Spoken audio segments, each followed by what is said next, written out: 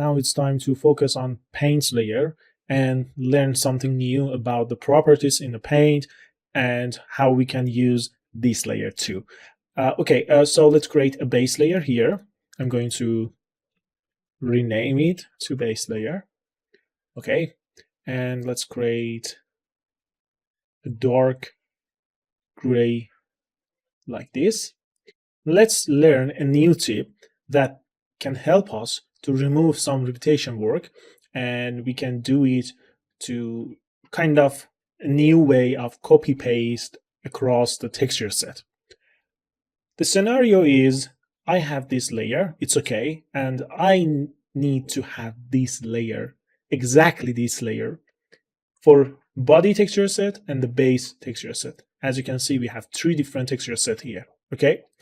The old way is I can Control C or copy this layer and go to the body, and now I can use Control V or just paste layer here, okay? You can paste layer with going to right click and paste layer, and you can copy or cut and go to the another texture set and you can paste here, okay? But whenever you change a parameter, for example, change the color to something like red, you need to update all the layers manually. So it's not a good way to control the layer across all the textures that we have. So what is the best way to do that? Okay, let's go back to the other texture sets and remove all the layers. Okay, let's go back to the head. And in here, I can go or instantiate across texture set, or you can use just Control-Shift-D. Okay, with this feature, Control-Shift-D, we have a new window, and we can select among of other texture set.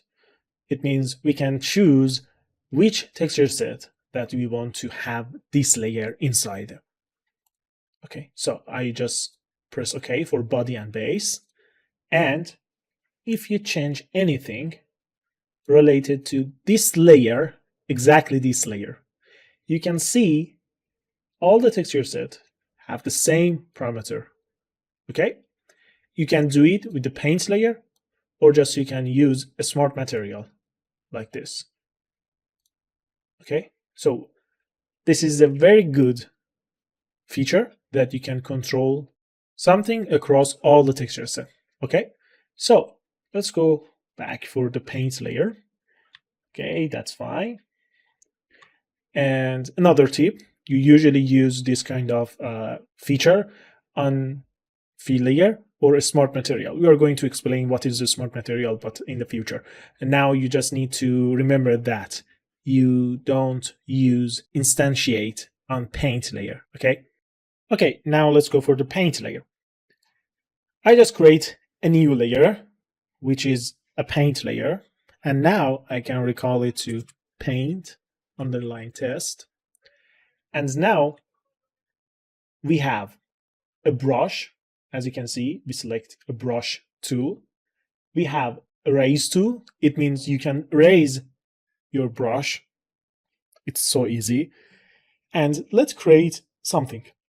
Okay, I just paint something on the surface. And you cannot paint on the texture set that you're not into. So you need to select the texture set, the first, and create a paint layer. And after that, you be able to paint on the surface. So the first drawback that you are using paint as a layer, it's you cannot change anything after painting the data. What does it mean? Okay, I just paint a red stroke, right? And if I change the color to something like blue, it's not going to change. So I need to repaint the stroke like this to update the data. So this is the first drawback, okay? But we have another technique that we are going to use a lot in Substance Painter to cover this issue. It's like, okay, I'm going to create a fill layer. Let's call it paint. That's it. And instead of using the paint as a layer, I'm going to use a paint as a mask for a fill layer. So in this way, I can have the feature related to the paint, and I can have a dynamic data channel. Okay, so let's add a black mask. That's it. I'm going to add a sublayer, add paint. Okay, so the sublayer is like a layer related to another layer. So I'm going to create a sublayer, a paint layer actually, and inside this sublayer, now I'm going to paint. So let's change the color. Yeah, it's update. So this is the way that we can cover this issue. It's not all the time play as an issue for us, but most of the time we consider that as an issue inside Substance Painter. So I just want to mention that here at the beginning of the learning paint layer, and you can decide what technique you can use in your project. And we are going to use a lot, both of them, paint layer and the paint as a mask, and that's it. So let's go back to the paint, and we can understand now we don't have access to editing the data after painting. It's okay. Let's go to the erase and erase everything here. Okay. That's it. Let's go back to the paint. Now I'm going to paint, for example, a blue, metallic, and reflective data inside here. Okay. And now I decided to remove the metallic data, just metallic. So how can I do that? And now I'm going for erase. It's a very good tool. And in here, you can see all the channels inside the material section has turned on. So we can hold Alt and click on metallic and turn off other channels. And now I just remove the metallic data from the layer. Yeah, this is the way that we can control the data with the paint layer. So let's go back to the paint and let's speak about the brush option that we have here. So you can control the size of the brush in here, and you can paint here to see what's happening before painting on the surface. So this is the way you can use this canvas to see what happened after setting this brush setting or other setting in here in the properties. So let's see what we have here. Okay, that's it. And what is this minimum size? It's related when you go for the pen tablet, and when you want to use pen tablet as your primary tool inside Substance Painter, you can control the size, the percentage of the size in here. And it's totally related to the pen pressure. And let's use the pen and pen tablet inside Substance Painter and see what's happening if I change this minimum size. Okay, the feature is turned on. It means my pen pressure is working now. And if I press slide D, and you can see what's happening right now. Yeah, and you can control the size of the brush with the pen pressure. Okay, and what if I just give this a slider and make it 100? Okay, in this way, you don't have any pen pressure at all. But what if I put it on 0? It means, okay, you can paint nothing like this. But when you set a number here, this is the minimum size for your stroke. Okay, so there is no disconnected brush stroke like this. So this is the feature, and you can turn it off or turn it on. That's it. And whenever you see the minimum size, minimum flow, or any other setting like this, it means you can control the pen pressure setting in here. And this is the icon that you can turn off or turn on the feature. So this setting related to the flow. Let's see what we have in the flow. Okay, let's remove all the setting. You can switch between erase and paint with 1 and 2, 1 and 2. Okay, so let's go for the paint, and I'm going to change flow to, for example, 10, and let's use mouse and turn off the pen pressure feature for the size, and let's paint. Okay, as you can see, I need to paint 10 times to achieve the result that I have with 100 flow. So the flow, it means you can control the intensity of the brush, and it's totally different by stroke opacity. So let's see what we have in stroke opacity, and after that we can have a best compare between these two features. So we have stroke opacity. This is a 100 stroke opacity, as you can see, and let's decrease the opacity to 10.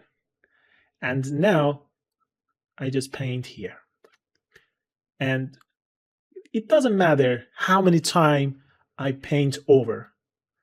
The maximum opacity of the brush is 10. But in the flow, you can increase your intensity of the brush with brushing over and over. And this is the difference between stroke opacity and stroke flow. Okay, so let's go back for 100 in a stroke opacity. Let's go to the erase and erase all the thing here. And now let's go for the spacing. So what is the spacing? The spacing, it means when you put it on 100, as you can see, it's going to work like this. And you can increase or decrease between each stamp of your alpha on the brush stroke. Okay? What does it mean? When you paint something, yeah, it's our stroke, and the brush moves like this. Okay? When you increase the spacing to something like 10, it means, okay, what is the size of the alpha? It's like this. Okay, just press 1 and go for the next one, and go for the next one, and go for the next one. And this is the style when you increase the spacing. And whenever you decrease the spacing, they are going to overlap each other. It's like this. Okay, and you can understand the solid shape of the stroke like this. So you can control the spacing with the spacing tool, and as you can see in here, you can see what's happening if you increase the spacing and what's happening when you decrease the spacing. That's it. And let's go for the 100 spacing, because we are going to talk about the jitter. And okay, this is the normal brushing system inside Substance Painter with no jitter.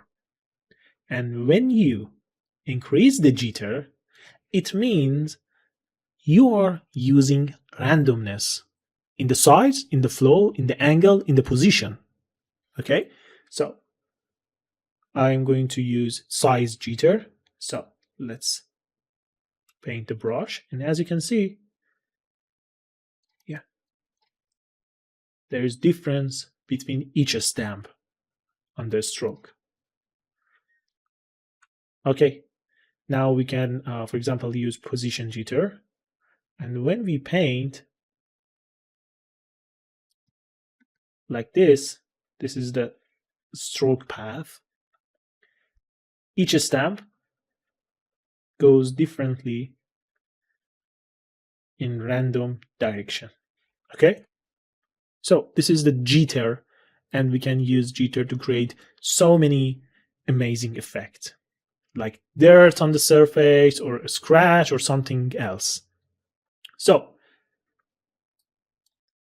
for understanding other option in brush like angle, follow path, alignment, back face culling, and size space, we need to change the alpha.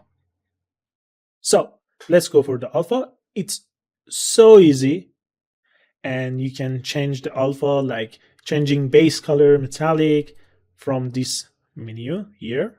When you click here, it's going to search for the alpha inside the library and the project, and you can choose whatever you want. So let's use, for example, this one. Okay. And when you select an alpha inside Substance Painter, it depends on the alpha, and you can maybe have some parameters like this. You can change the shape of the alpha,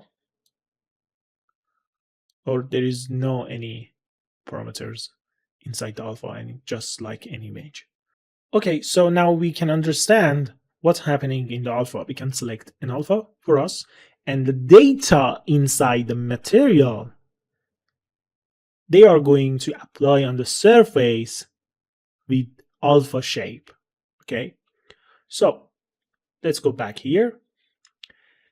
Now I can change the angle of the alpha. As you can see, for example,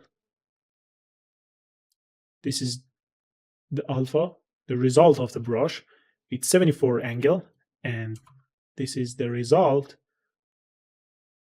of the alpha with 0 angle. Maybe you need to paint some brushes and a stroke in the painter, and you need to change the direction of the alpha and follow the path. So you need to turn on follow path, and as you can see, it's going to follow my stroke, but it's on the wrong direction, right? So just need to change the angle to 90, and as you can see, it's going to follow my stroke, and that's perfect. Okay, and that's it. Okay, I think that's enough for this video. Let's go for the next video and see what we have in the properties of the paint layer and continue our discussion.